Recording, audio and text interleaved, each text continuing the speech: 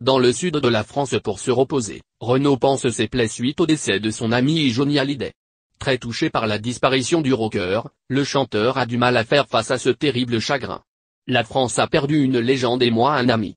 Je ne fais que pleurer devant ma télé, et il ne nous quittera jamais. Il était la star de la chanson, du rock et du cinéma.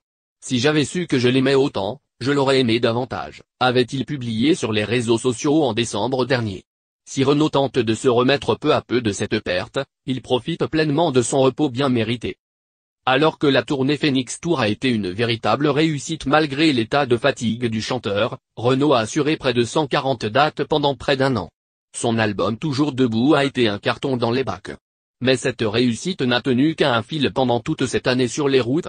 Dans un entretien accordé à nos confrères de Midi Libre, le frère jumeau du chanteur s'est confié sur les coulisses du show. L'ambiance était très calme. Il faut dire qu'on avait interdit tout alcool. Tout le monde protégeait Renaud, l'entourait. Il fallait qu'il tienne. Renaud, dans les coulisses, c'est quelqu'un de renfermé. Ce n'est pas un homme très bavard, même s'il capte tout, expliquait David Séchant dans les colonnes du quotidien. Selon lui, chaque fois que le chanteur foulait la scène il gagnait instantanément 20 ans. Un comeback réussi donc pour celui qui a longtemps souffert d'alcoolisme.